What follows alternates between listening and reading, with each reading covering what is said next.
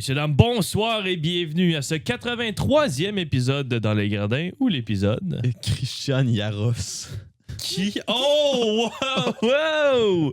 Christian Yaros. Christian Yaros, ouais. Le sénateur. T'avais les pas Devils. pogné mieux? Écoute, les noms laissés à désirer. Il y avait Alashemski, là, si on veut, mais... Ouais, mais non. Mais je trouvais ça le fun, Christian Yaros. C'est-tu un nom qui te... Ça sonne la cloche, ça Ok, sonne la c'est bon, cloche. c'est Pas énormément, mais ça sonne la cloche. Il a fallu que j'y repense. Bref, dans ce 83e épisode, on parle bien évidemment d'hockey, le début de saison qui est commencé. Et c'est un début de saison qui est tout simplement étampé l'Avalanche du Colorado, qui tente sa chance à briser le record des Bruins de Boston de la saison 2022-2023. On en parle. Par la suite, tour de piste avec Manon qui sera des nôtres, bien sûr. C'est le Grand Prix du Qatar en fin de semaine. 26 points séparent Oscar Piastri et Max Verstappen de Lando Norris. Est-ce que c'est possible? On en jase dans quelques instants. Et bien sûr, nos segments sporadiques et nos 3 étoiles de la semaine pour bien conclure ce 83e épisode. Mais pour débuter, Phil, c'est le segment Mise en échec où on parle de l'Avalanche du Colorado et de leur départ fulgurant. La grande question que je t'ai mentionnée lorsqu'on parlait de ce segment de hockey, c'est est-ce qu'on va battre la saison des Bruins de Boston chez l'Avalanche du Colorado? Personnellement, je n'y crois pas. Pas que je veux être un pessimiste, mais pour faire l'avocat du diable, c'est une saison de 135 points là, qu'on essaye de battre. C'est 65 victoires en saison régulière qu'on essaye de battre. C'est pas rien. Je sais pas si t'es en désaccord. C'est sûr que c'est une défaite en saison régulière jusqu'à présent pour l'Avalanche du Colorado, 10 victoires consécutives. Mais c'est un grand plateau. Il y a beaucoup d'hockey à jouer. Une défaite à la réglementaire. Réglementaire, oui, effectivement, 5 en prolongation, si je ne m'abuse. Mais c'est beaucoup de points à aller chercher en 23 matchs de jouer pour l'Avalanche du Colorado. La saison est assez vieille. Je ne sais pas ce que tu en penses. Est-ce qu'on va battre le record des Bruins de Boston? Écoute, c'est tellement dur à dire. C'est difficile de faire des comparaisons entre des équipes comme ça. On ne connaît pas le futur. On ne sait pas si cette équipe-là va rester en santé comme elle l'a été au début de la saison. Ouais. Ça a été un des gros points positifs pour l'Avalanche. Donc, c'est une question qui est difficile à répondre. J'ai toujours la difficulté avec des comparaisons comme ça. Je pense que les Bruins avaient... Il y a des éléments qui jouent en leur faveur cette saison-là. Ils ont eu des performances spectaculaires de la part de leur gardien de but, les deux. Oui, notamment. Ça, c'est quelque chose que tu vois pratiquement jamais. Deux gardiens qui vont se partager la tâche aussi équitablement puis jouer pratiquement au même niveau, qui était un niveau sensationnel.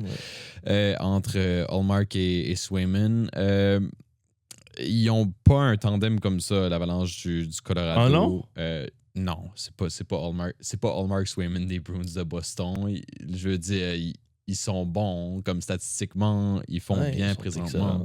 Mais c'est pas la même qualité de gardien que. OK. Non, Mathieu. Moi, je suis un peu d'avis contraire, mais non, mais j'ai juste. OK.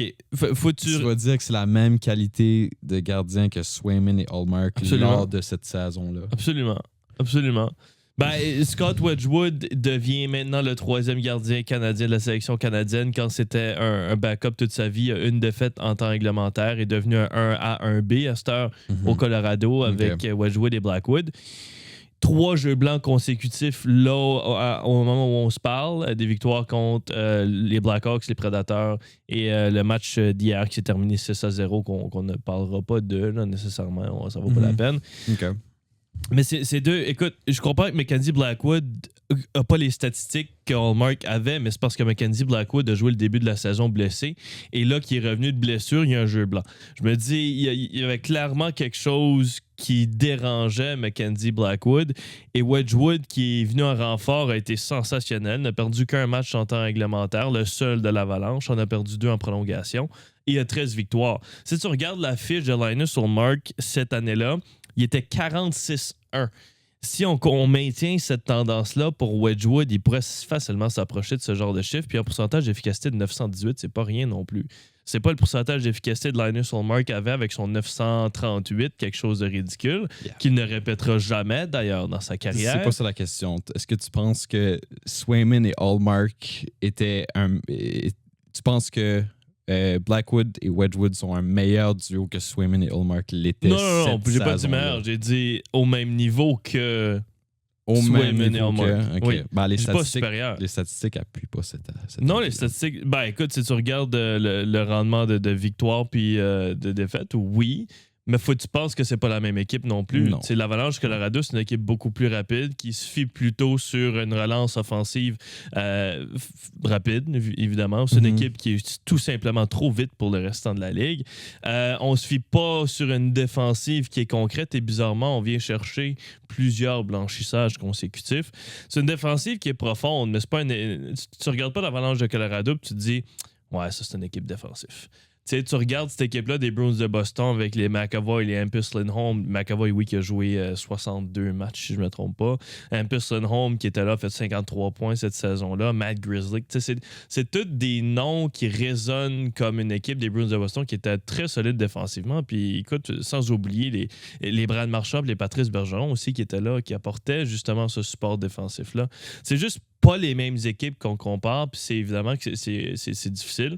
Mais pour la défensive qui est amenée, entre guillemets, d'Avalanche Colorado, je trouve que Scott Wedgwood et Mackenzie Blackwood sont certainement au même niveau que Linus Ullmark et Jeremy Swayman, même si le pourcentage d'efficacité n'est pas le même. On parle pas des deux mêmes équipes, bien évidemment, mais bon, c'est à débattre. Cette équipe de l'Avalanche-là, elle ne va pas perdre en première ronde des séries éliminatoires. Et c'est une des grandes différences entre ces deux équipes. Parce qu'ils ont du pouvoir offensif. C'est la meilleure équipe offensive de la Ligue. C'est pas la meilleure équipe défensive de la Ligue aussi, côté but alloué durant la saison. Genre, les statistiques sont là pour l'Avalanche du Colorado. Je ne... Sure. Moi, écoute, laissons la comparaison avec les Bruins de Boston de côté. Je pense pas que c'est utile anyway de comparer les gardiens de but. C'est pas là que ça va jouer pour l'Avalanche du Colorado de toute façon. Comme leur équipe est suffisante pour que les gardiens de but, des gardiens de but qui font le travail, je pense pas que Wedgwood puis Blackwood vont devoir soulever l'équipe sur leurs épaules à aucun moment dans la saison. C'est des gardiens qui font le travail, tout comme Ullmark puis Swayman le faisaient pour les Bruins. Puis oui, c'est peut-être pas à la même efficacité, mais du moment que tu restes dans les 910 avec une équipe comme le Colorado, je pense que ça va suffire. Ouais, écoute, pour ce qui est, là, tu te lançais dans la discussion des séries. Je pense que l'Avalanche, c'est une équipe qui a clairement souffert les dernières années de leur manque de profondeur. Ils ont perdu contre le Kraken il y a 3 ans. Ils ont perdu contre les Stars 2 années consécutives. Puis ça, c'est dû au fait, je pense, que justement, il n'y avait pas la profondeur dans l'entièreté de leur alignement pour matcher des équipes comme ça. Parce que, écoute, le Kraken, c'est pas une équipe qui était hallucinante. Là, tu regardes cette équipe sur papier. Non, ne l'est pas non plus cette année. Et pourtant, on réussit à vaincre l'Avalanche du Colorado. Je pense que l'Avalanche du Colorado s'est battue elle-même aussi, dans un certain sens. Ouais. C'est une équipe qui a certains problèmes là, en série, quelques déboires depuis leur victoire de la Coupe Stanley en 2022. Puis si tu regardes qu'est-ce qu'il y avait de différent cette année-là? Pour moi, la réponse la plus évidente, la première chose qui saute aux yeux, il y avait Nazem Kadri qui était centre du deuxième trio. Depuis, ils ont pas de joueur comme ça qui peut occuper le rôle de centre de deuxième trio jusqu'à maintenant. Parce qu'ils sont allés chercher Brock Nelson. Puis c'est ça, Kadri, c'est vraiment le point d'ancrage du deuxième trio puis du reste de l'alignement. Ça prenait quelqu'un pour seconder Nathan MacKinnon. Et il y avait juste pas de gars qui étaient en mesure de faire ça jusqu'à maintenant. Nelson, évidemment, se débrouille très bien. Puis ça forme un deuxième trio qui est très légitime maintenant avec l'arrivée de Landeskog aussi, qui est finalement de retour dans l'alignement. Olofsson aussi, je pense, c'est une belle révélation sur le troisième trio. Fait rien de spectaculaire, mais remplit très bien son rôle. Presque un point par match. Ouais. Tu le sais même pas. Oui, remplit très bien son rôle à ce niveau-là. Je pense, pas tout à fait un point. Je pense que j'avais vu qu'il était en pace pour comme une saison d'au-dessus de 50 points, ce qui est formidable pour ses standards à lui. Écoute, même un Brent Burns, par exemple, pour moi, qui en Caroline était clairement en perte de vitesse l'année dernière dans tous les sens du terme, là, même au sens littéral. Je pense que c'est un gars qui a vraiment retrouvé son air d'aller au Colorado. Il a bien rebondi, Brent Burns, juste un troisième, puis un troisième pairing, puis je pense que ça l'aide aussi dans un sens d'avoir ces minutes qui sont réduites. Il y a un rôle différent au Colorado. Puis ça, c'est bon pour lui, c'est bon pour l'équipe. Donc, ouais, je pense que c'est une équipe, si on se projette, on regarde en série, ils peuvent, je pense que cette année, ils peuvent traverser cet obstacle-là, là, les embûches auxquelles ils ont fait face lors des dernières saisons. C'est très loin. Les 135 points aussi, c'est très loin. Il y en a déjà quoi, 37, 39? Je pense que c'est 39 points. Ouais, 39 points. 17, 1 et 5, ça fait 39. Donc, oui, c'est loin. Il faut rester en santé. Je pense que c'est une énorme clé. L'Avalanche du Colorado, pour moi, c'est une des équipes qui a été comme qui a le plus écopé au cours des dernières saisons. Année après année, il y avait beaucoup de blessés dans cette équipe-là. Puis cette saison, il y a eu Girard, là, mais globalement, je pense qu'on a quand même été épargnés. C'est une équipe qui... là, il y a Nishushkin. Il y a Nishushkin. Il est remplacé par Ross Colton. Mais si on regarde comme leur parcours jusqu'à présent, Nishushkin a quand même joué la plupart des matchs. Il est remplacé par Colton. Donc, à ce niveau-là, c'est une équipe qui a quand même là, été relativement en santé jusqu'à présent. Donc, ça, pour moi, c'est une énorme clé. Écoute, c'est une équipe qui jouait déjà bien en octobre, en novembre. Ils ont pris encore plus de vitesse. Écoute, McKinnon, McCarr, évidemment, mènent cette équipe-là, mènent la charge. C'est ce qu'on attend d'eux. Mais je pense qu'ils ont aussi là, cette production-là secondaire. Il ne faut pas oublier Natchez aussi, il y avait quand même un grand vide à combler avec le départ de Rantanen. Puis je pense qu'il le fait très, très bien sur l'aile de McKinnon. Mais ça reste que c'est ces deux-là. C'est McKinnon, c'est McCarr qui sont vraiment les têtes d'affiche au Colorado. Puis c'est une équipe qui est excessivement rapide. Je veux dire, je pense même les données, ils ont ça maintenant, là, des données qui mesurent la rapidité, la vitesse des joueurs. Tout est mesuré maintenant. Puis c'est statistiquement l'équipe la plus rapide de la ligue. Donc, c'est sûr que c'est... Il y a des équipes qui ont... Les dernières années, quand on regarde... comment les équipes ont gagné la Coupe. Oui, Floride, c'est une équipe qui est rapide, mais chaque équipe a sa recette. Floride, je pense que c'est une équipe qui a gagné, entre autres, grâce à son jeu physique. Je pense que c'est une équipe qui est intimidante, robuste, capable de justement gêner l'adversaire, puis de faire encaisser des coups qui, à la longue, vont les favoriser. Mais tu remontes dans le temps.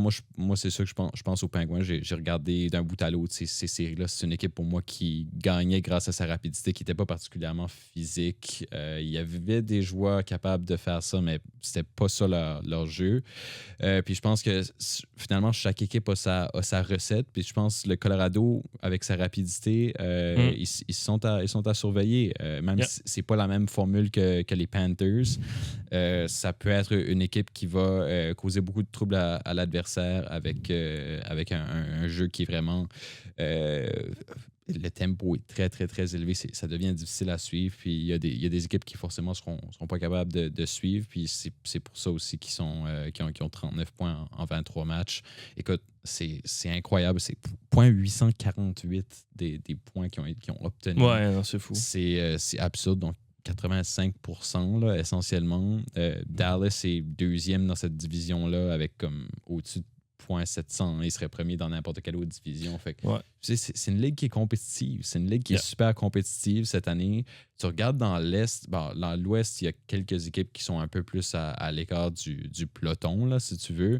Mais tu regardes dans l'Est, comme quasiment tout le monde joue pour 500. Comme la ligue est super compétitive. Fait que c'est étonnant dans une ligue comme ça où les équipes sont autant nez à nez que tu puisses avoir une équipe qui juste se démarque avec 0.848. Comme c'est ridicule. C'est ridicule. C'est parce que tout le monde est tellement rapproché, puis il y a juste cet écart-là qui ne devrait pas exister. Fait que comme c'est encore plus impressionnant qu'ils le font présentement. Ça les aide un peu qu'ils jouent dans l'Ouest, je pense, là, parce que dans l'Est, ce serait une autre histoire. Là. Il y a des bonnes équipes dans l'Est aussi, mais c'est plus difficile de se démarquer. Mais ça reste que ce que le Colorado fait présentement, c'est spectaculaire. Ouais, faut donner aussi là, un bon... énormément de crédit à Jared Bednar, qui est là depuis 2016-2017. Puis mon Dieu, qui a vu cette équipe-là souffrir et tout d'un coup, avec l'ajout de Cale Makar de sa saison recrue, revenir là où on pensait l'être, côté du Colorado. Mais ce qu'il faut pas oublier de cette formation du Colorado-là, c'est qu'elle est aussi bâtie pour les séries, tu sais. Évidemment, faut que tu mentionnes l'ajout de Brock Nelson, on en a déjà parlé, qui est un grand bonhomme, un grand gaillard, un bon centre, qui peut tuer aussi des pénalités, va être accompagné de Nichushkin et Landeskog, 2 attaquants de puissance sur ses ailes. Ce deuxième trio-là, c'est juste 3 trains qui vont dans le fond de territoire puis qui vont te chercher des batailles. Puis les 2 autres trios marquent des points. C'est ce qui est important à comprendre pour l'Avalanche du Colorado, parce que Parker Kelly, Jack Drew et Victor Olofsson ont tous au moins 5 points dans leurs 10 derniers matchs. Sam Molinsky, qui joue sur un 3e duo défensif avec Samuel Girard, en a 7 dans ses 10 derniers matchs. Lui, il fait quelque chose de spécial. Comme il se passe quelque chose d'incroyable au Colorado, puis l'utilisation de ces joueurs-là ne serait pas la même si c'était pas de Jared Bednar. Les trios ont clairement de la chimie ensemble, puis fonctionnent à fond de train. Je pense pas que c'est pas une meilleure version de cette équipe-là. Évidemment, là, il faudra attendre l'arrivée de Nichushkin. Il faut aussi mentionner que dans cette équipe-là, McKinnon, Nekash, Nelson, Ross Colton, Parker Kelly, Jack Drury, Ivan, Bardakov, puis là, qui d'autre qui manque à l'appel dans les joueurs blessés? T'as Logan O'Connor. Tous les joueurs que j'ai nommés peuvent jouer au centre. Genre, il y a tellement d'options d'attaquants qui sont aussi bons offensivement que défensivement sur cette équipe-là, ça fait aucun sens. Fait penser justement à la sélection canadienne olympique, c'est juste des centres qu'il y a sur cette équipe-là qui peuvent jouer des 2 sens de la glace. Puis ça, c'est incroyable à quel point c'est important. Puis les joueurs qui peuvent pas jouer au centre, c'est Landeskog, Nichushkin, qui sont aussi très bons défensivement, puis Artturi Lehkonen. Comment tu veux oublier Artturi Lehkonen? Genre... Ce jeune gars, il est plus rendu jeune, hein, ce Finlandais-là joue 20 minutes par match, te fait presque un point par match quand il est de loin la pire option offensive sur son trio, mais va être là pour remplacer Cale Makar. Si tu penses que Cale Makar fait 30 points sur Artturi Lehkonen, puis que cette équipe-là gagne, tu mens. Artturi Lehkonen est une des grandes raisons pourquoi Cale Makar est aussi bon offensivement. Makar a fait 12 points dans les 10 derniers matchs, puis ça, c'est 5 buts, 7 passes. Cale Makar va faire 5 buts parce que ça y tente de faire 5 buts. C'est un 4e attaquant, mais si c'est pas du repli défensif d'un gars comme Artturi Lehkonen ou Martin Nekash, Cale Makar ne fait pas 30 points présentement cette saison. Et soit dit en passant, est sur une lancée de 107 points. On en a déjà parlé à quel point c'est rare des saisons de 100 points défensivement. Le gars a 27 ans. Je veux dire, il est dans le début de son prime. Va continuer à faire ce genre de saison-là pendant au moins 3 ans, c'est certain. Si ça continue, Cale Makar pourrait battre le record pour le plus grand nombre de trophées Norris qui appartient présentement à Niklas Lidstrom, si je ne m'abuse, avec 8 ou Bobby Orr. Je me semble que c'est Orr. C'est Orr en 9 ans. Ce qui fait aucun sens, d'ailleurs. Mais non, pour vrai, il n'y a rien qui empêcherait cette équipe. Moi, je pense pas qu'ils vont le faire parce que la saison est jeune. Et évidemment, c'est un rendement exceptionnel, 135 points. Je pense pas que ça va arriver, mais j'envisage une saison de 130 points. Je pourrais voir la 3e meilleure saison de l'histoire d'LNH se passer devant nous. Après, la saison de 132 points qui s'est passée du côté du Canadien de Montréal, puis des Red Wings de Détroit aussi qui est juste là, et la saison des Bruins de Boston. Mais c'est le temps qui va nous le dire, je pense, pour l'Avalanche du Colorado. Mais, nos prédictions de début d'année, il n'y a pas personne qui avait mentionné l'idée que l'Avalanche du Colorado allait remporter la Coupe Stanley. Je pense qu'on est en train de manger nos mots complètement. Parce que là, Vegas connaît une bonne descente. Puis toi, tu avais dit le retour des Oilers, peut-être, qui avaient gagné la Coupe cette année. Tu avais mentionné. Ouais, je sais pas où. J'avais parlé peut-être des Oilers, mais ça, comme les Oilers, encore une fois, il manque des pièges. Je pense que du côté du Colorado, Le personnel est en place. Je pense que vraiment, là, ils avaient le noyau. Ils ont le noyau depuis longtemps. C'est très clair là, avec McDavid puis McKinnon puis McCarr. Il y a beaucoup de mecs il y a beaucoup de mecs dans cette ligue, mais avec McKinnon puis McCarr, c'est sûr que le noyau est là. Puis je pense que ils ont entouré suffisamment ces gars-là maintenant pour véritablement avoir une équipe qui peut faire une run. Cela dit, il y a encore des équipes qui sont capables de l'arrêter. Présentement, je ne mets pas du tout les Oilers dans ces équipes-là. Je mettrais peut-être... parce que Dallas l'a fait les 2 dernières saisons, je vais dire qu'encore, il y aurait une chance cette année. Très bonne équipe. Je dirais que Vegas peut aussi... Le tour de Mark Stone. Oui, je dirais que Vegas peut aussi les arrêter potentiellement. Bon, dans l'Est, là, je sais pas, les Panthers, présentement... c'est difficile. Regarde, si on se projette dans le futur puis qu'on dit que tout le monde revient en santé, peut-être que les Panthers peuvent les arrêter. La Caroline, j'en doute. C'est une équipe qui a pas... Il n'y a pas beaucoup d'adversaires qui peuvent se dresser sur leur chemin. Puis, à part eux-mêmes, bien entendu, je pense que ça, c'est quelque chose à pas sous-estimer non plus. Une équipe peut, à tout moment... se décomposer. Ça a déjà arrivé des descentes au classement inattendues. Donc, on n'est jamais à l'abri d'une série de défaites là, dans une saison. C'est clair. Puis, écoute, si on parle d'une saison de 135 points, tu peux pratiquement pas te permettre d'aller perdre 3 matchs de suite. Non, c'est quelque chose que tu peux pas faire au cours d'une saison. Fait que la marge d'erreur est très, très petite. Autre statistique aussi, juste comme ça, l'Avalanche du Colorado décime les équipes adverses en 3e période. 32 buts contre 9 dans cette... ce qui est absurde. Donc, visiblement, c'est une équipe qui est tenace aussi. Puis, je pense, une équipe qui vraiment va pas abandonner du tout dans un match. C'est une équipe qui peut, tu sais, juste comme ça, changer de direction, changer de... C'est pas compliqué avec le talent qu'il y a sur la glace. Oui, ils peuvent changer de tempo en un instant. Il y a vraiment comme la possibilité à tout moment d'une bougie d'allumage qui éclate, puis toute l'équipe suit par la suite. C'est une équipe qui est très, très dangereuse. Puis si on va les comparer à... Écoute, moi, les Bruins, là, je suis pas certain, mais écoute, ça peut au moins être les Jets de l'an dernier, probablement un peu plus.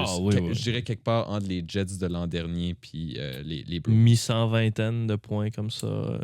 Déjà, 120 points, c'est une saison extraordinaire dans la Ligue nationale de hockey. Tu envisages ça comme 60 victoires, 22 défaites. Si tu comptes pas, bien sûr, les défaites en prolongation. Fait que c'est super.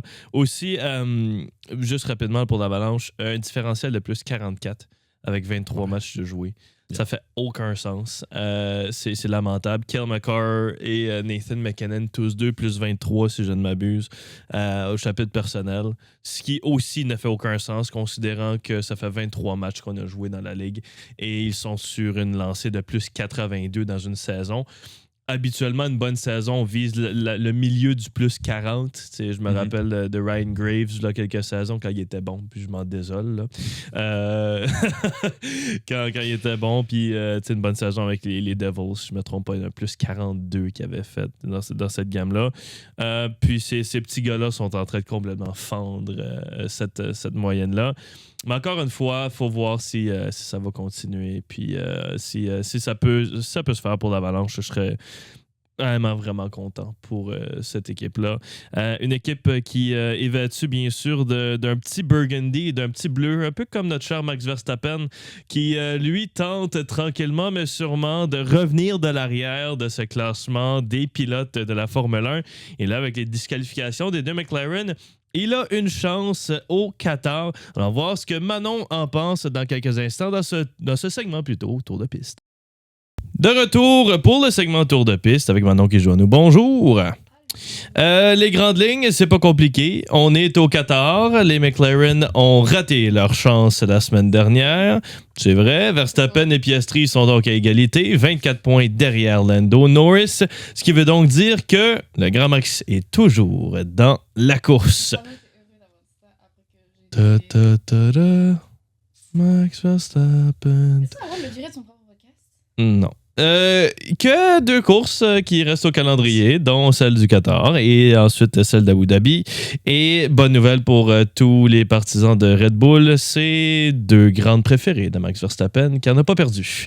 Verstappen, il faut mentionner, recherche une 3e victoire de suite à Abu Dhabi, au Qatar plutôt, ce qui le met donc assez haut là, dans les projections de tous, même qu'il l'a remporté l'an dernier contre une McLaren qui était autant forte que cette année. Écoute, le meilleur tour a toutefois été enregistré par Lando Norris, il faut le mentionner, qui est extrêmement rapide l'an dernier avec un 1:22.284. Et pour cette course-là, il a quand même... il a fini 10e, là. Même s'il a enregistré le meilleur tour, il a quand même fini 10e. Mais l'an d'avant, il avait fini 3e. Piastri, lui, avait terminé 3e et 2e, respectivement, dans ces courses-là. Ce qui veut donc dire que la bataille va probablement être forte en fin de semaine.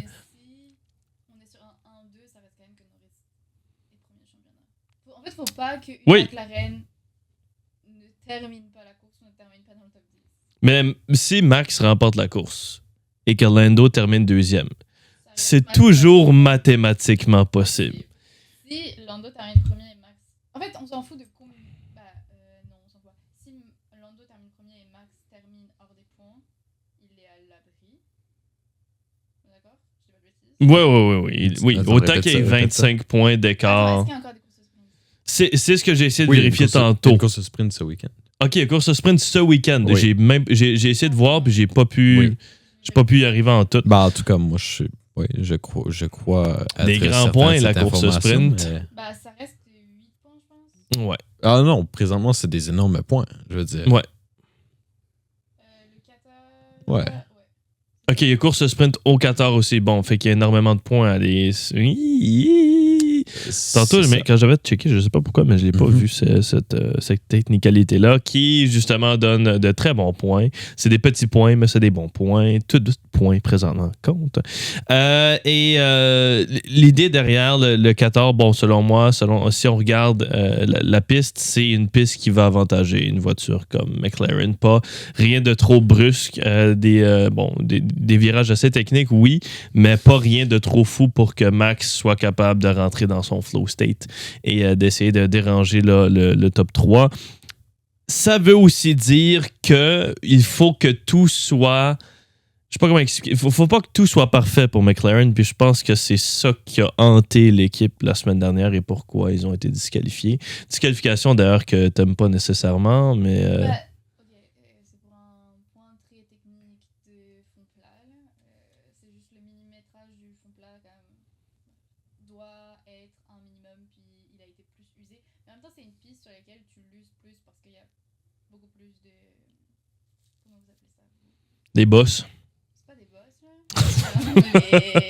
les virages, là, Ouais. Ça a un nom. Ah, le petit coin rouge et blanc. Là. Je sais pas comment t'appelles ça, en fait. Non, Il doit avoir un nom précis, mais... Un trottoir. Les cannes de Noël. C'est bon, ça. Un trottoir en canne de Noël. C'est ça, donc il y a une très grosse usure, mais ça veut dire aussi que la voiture était très basse pour gagner en aérodynamisme. Ils ont joué un peu trop avec la règle. Mais non, je suis pas... En vrai, c'est les règles, ils ont été appliquées. Ouais, mais faut pas que ça l'arrive à nouveau, hein. Ouais. C'est pour ça que je dis qu'il faudrait garder. Il me semble que ce serait assez simple à éviter aussi. Ah, c'est tellement. Ils ont seulement. McLaren a seulement eux-mêmes à blâmer, je veux dire. Oui. Ouais, surtout qu'apparemment, ce qu'il y a eu dire, ça avait déjà été un peu soulevé par les commissaires de course avant. Ils le savent, c'est pas la première fois qu'ils sont sur circulaire. Bon. C'est un circuit qui. En fait, là, ils mettent les voitures très basses pour gagner de l'aérodynamisme, mais. J'essaye de trouver ce mot là. Perdre de la vitesse en friction, genre? Ouais, ouais. Ça, mais en passant sur les... Je ne trouve pas... Hey, Il va un jour revenir. Moi, je propose canne de Noël. Je trouve que c'est un excellent terme qui rentrait bien. Je suis tellement d'accord avec ça, Phil. Mon Dieu, j'ai mangé le mot, j'ai aucune idée de... Des curbs, I guess. Ouais, je sais bien. Attends, là. C'est que je pense pas que ça va être la... Des chaînes de rue. Des comment? Bah, c'est un peu comme des chaînes. C'est un peu comme des chaînes de rue, mais pas vraiment. Frein, contrainte. Allons-y, Tu veux? le canne de Noël, je veux dire. Je suis d'accord. Comme trottoir est dans le mix aussi. C'est pas un trottoir non Mais plus. c'est pas une canne, c'est pas sur un trottoir qu'une canne de Noël. Ah, là. je sais pas. La bordure, je sais pas, moi. On genre. trouvera jamais ça. Non, c'est ça, je dis, il n'y a aucune chance. Bon, entre-temps, je vais sauter à mon top 3. Ouais. Donc, Vas-y. ce sera une troisième position de Lando Norris cette semaine, Oh, ok. qui va finir tout juste Un vibreur. Pardon? un Voilà, vibreur.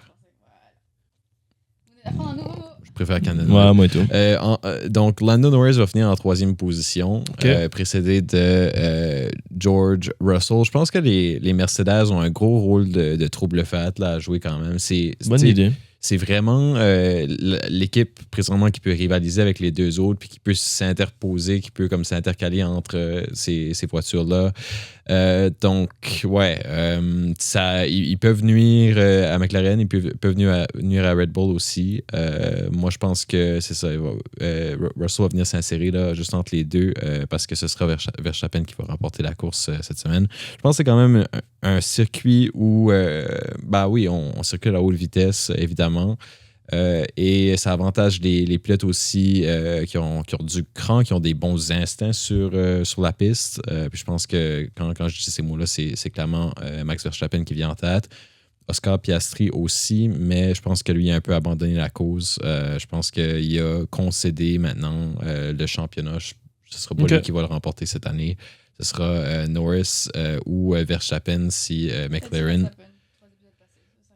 Ouais, moi je reste Verstappen, mais ce sera un des deux. Ce sera un des deux, clairement. Donc, ouais, c'est ça. Je vais avec ça pour mon top 3. On changera de canapé. On changera après. Mais je pense pas que tu veux faire ça. Ouais, c'est pas fini. Là. Non, lui a dit que Verstappen ne gagnait pas cette semaine. Hein? Non, Non, j'ai dit que Non, mais Verstappen gagnait cette semaine. OK. Ça va être Parce que difficile. tout à l'heure, je sais pas, tu avais l'air de diminuer ses chances. Là, Ah, avec tes propos. OK, moi je disais que grâce à la piste, il y aura moins de chances parce que la voiture est optimale du côté de McLaren. OK. Je trouve quand même que Verstappen, présentement, ben, il l'a dit avec les médias aussi, il est all-in, il veut. Puis je pense qu'il veut plus que Lando. Puis Piastri, clairement, là, il est juste plus dans la game. Là. Mais Lando, je pense pas que c'est qu'il veut pas, c'est qu'il veut pas. On dirait qu'il est un peu pris pour acquis, je pense. Mhm. Puis ça me Ouais. dérange. Ouais. Ça me Au dérange. début de la saison, quand il avait pris pour acquis qu'il était meilleur que Piastri et que finalement Piastri a montré l'inverse. Je trouve que Max, présentement, est juste dans un état d'esprit Norris, c'est un petit prince. de winner.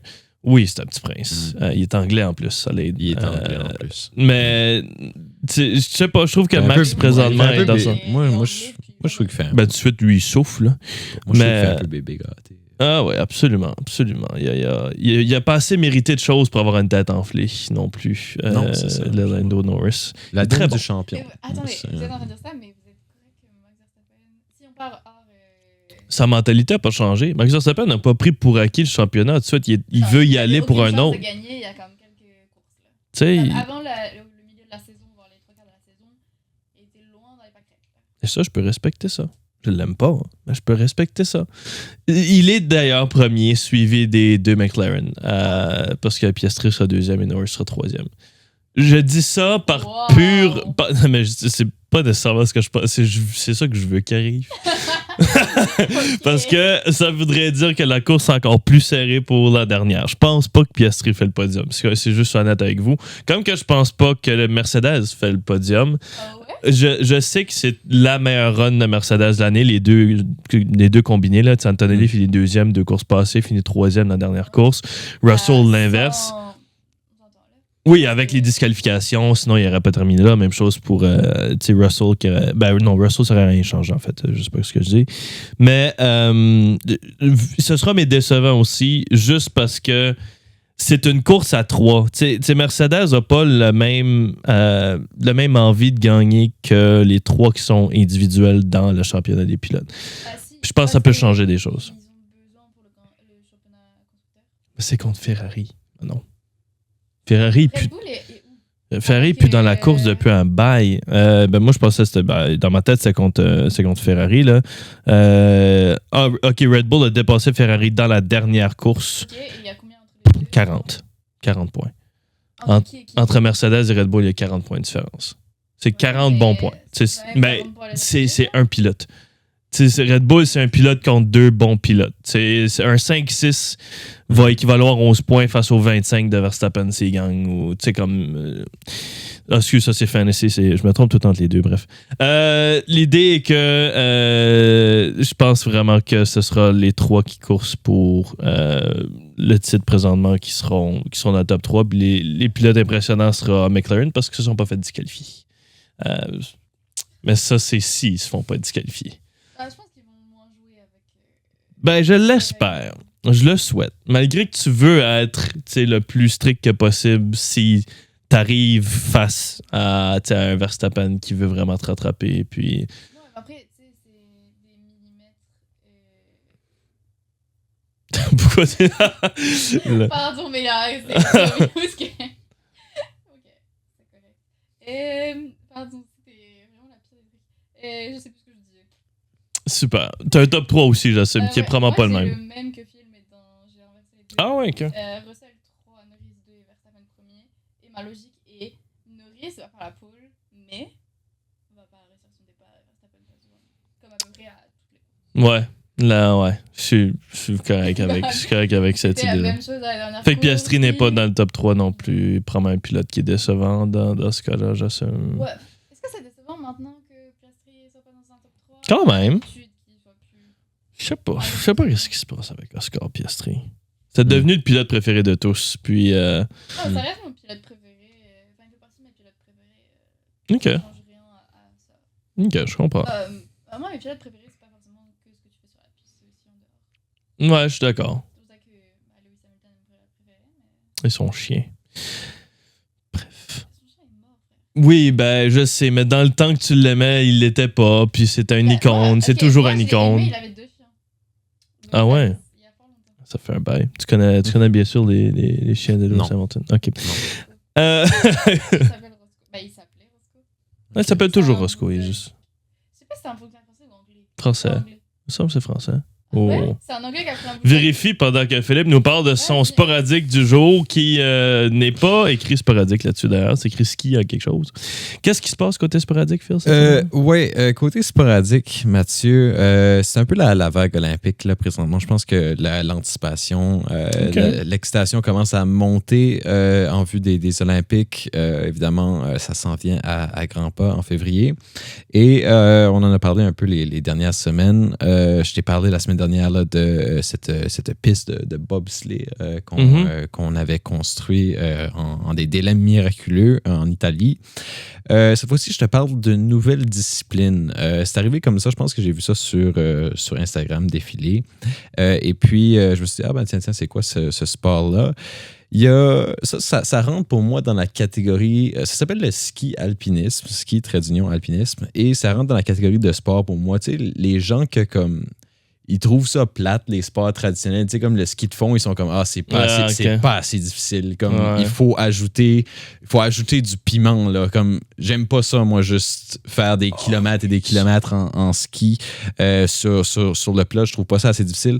Le ski alpinisme, ça répond à ces gens-là qui ont besoin comme vraiment de ce facteur extrême dans leur vie. C'est un sport qui combine le ski et l'alpinisme. Surprise.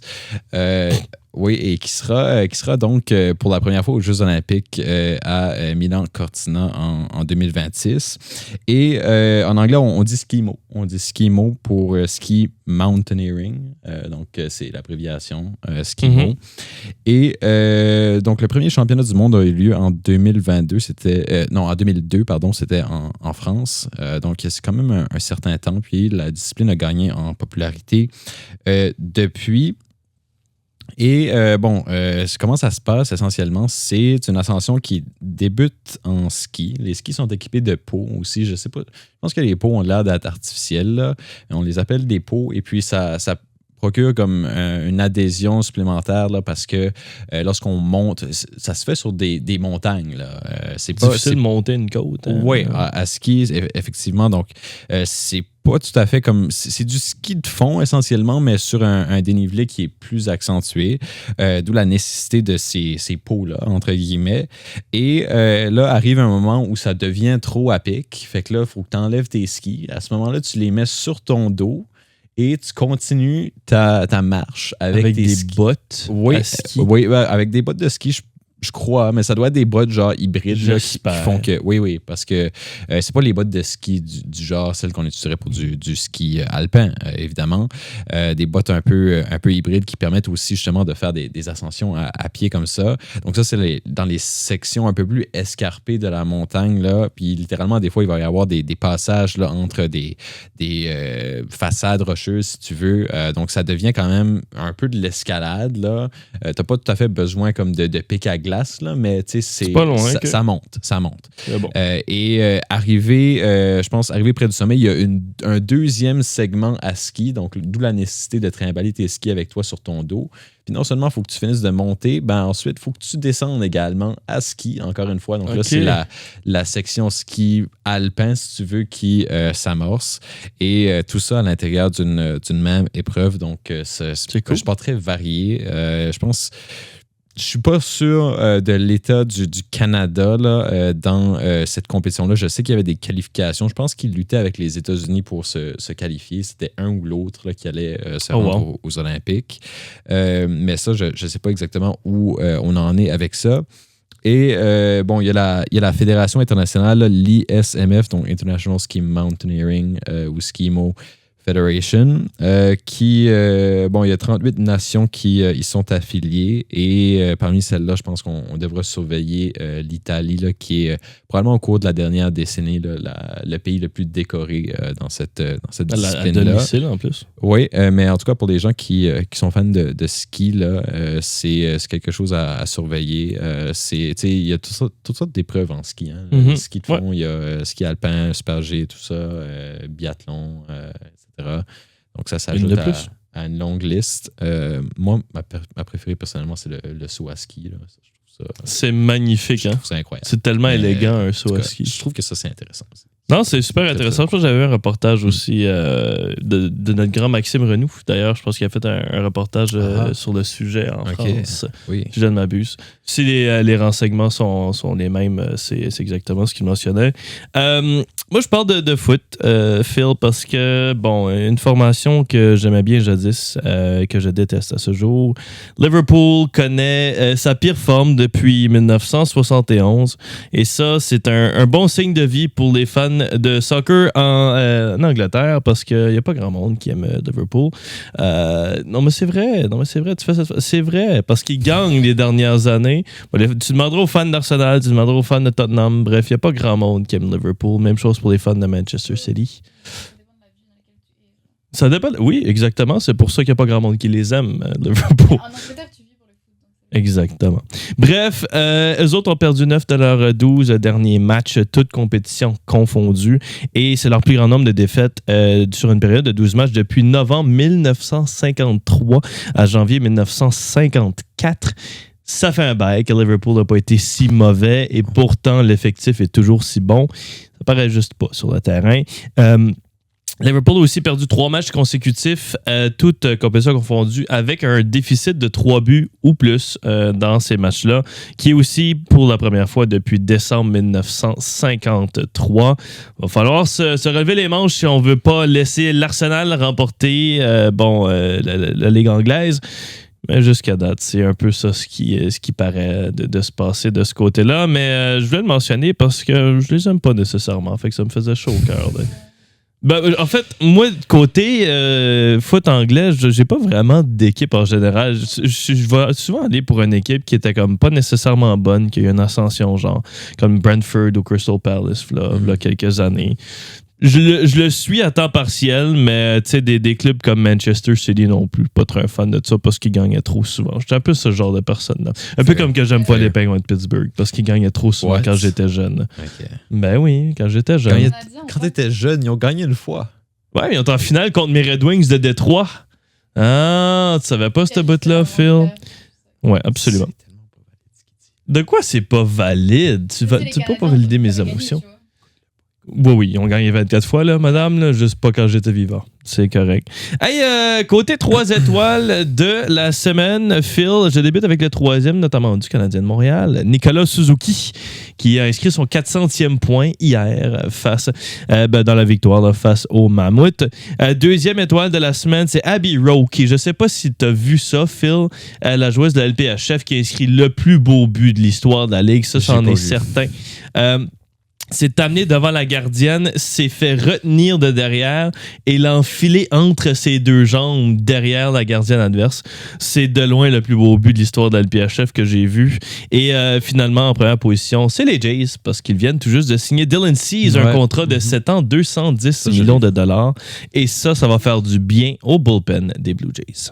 Oui, écoute, moi, je trouvais que c'était une semaine quand même comme pas nécessairement riche en étoiles. Yeah. C'est une semaine un peu tranquille côté sportif. J'ai quand même réussi à te faire un thème avec ça. Je suis allé avec les... Oui, je suis allé... Non, mais c'est juste, c'est juste pour le plaisir de la chose. Je suis allé avec les 3C, Mathieu, cette semaine.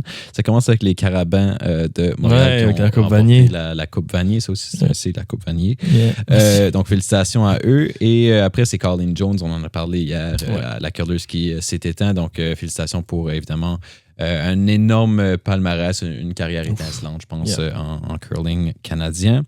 Et, Colorado, l'Avalanche, c'était le thème de l'émission d'aujourd'hui. Puis, écoute, 10 victoires. J'ai noté aussi, je ne l'ai pas dit au début, mais 189 minutes et 17 secondes sans allouer de but. C'est quand même à souligner. Je sais pas où ça... Il doit y avoir justement ces données-là de c'est quoi les plus longues streaks. La plus grande séquence pour un gardien, c'est Brian Boucher en 2005 avec 5 matchs. Okay. Puis ça, c'est juste lui tout seul avec les Coyotes. Je pense que Bill Durnan et le Canadien de Montréal seraient juste derrière dans les bonnes années. Je sais pas si Durnan avait laissé sa place après le 4e match, mais je sais que 5 matchs minimum, c'est la marque à battre. Il reste 2 matchs. Et on est à 3 pour l'Avalanche Colorado. Plus de 3 matchs dans une ligue hautement offensive comme on la connaît aujourd'hui. C'est assez spécial. Puis sinon, Mathieu, je vais te faire une mention spéciale aussi. Félicitations pour tes 4 points hier. Tu te rapproches au niveau du Zachary Bolduc, si tu nous écoutes, je t'aime, mon chum. Ça a été tout qu'un match. Félicitations. Un petit but, 2 passes. T'as-tu vu la réaction de Zach Bolduc quand il a marqué? Non. Il était tellement content de pas... il était dans une léthargie. Là. Ça faisait 10 matchs, je pense, qu'il n'avait pas marqué, ce qui est l'enfer. Mais retrouver le fond du filet, puis on est bien content pour... je suis bien content pour le Canadien de Montréal. C'est ce qui va terminer le 83e épisode de Dans les Gradins. Ou l'épisode, je sais que tu l'as oublié. Non, c'était... Je sais c'est qui. C'était... Attends un petit peu. Non, je l'ai. Ça s'en vient. Non, je l'ai oublié. Écoute, je vais juste dire Jay Beagle. Merci. C'était pas ça. Mais... On aime bien Jay Beagle. Je rappelle que vous pouvez réécouter tous ces épisodes sur Apple Podcasts ou Spotify et bien sûr sur la chaîne 9 et 10 du côté de Rogers TV. La chaîne 9 à Moncton dès vendredi soir à 20h. Sur ce, on se dit bon match.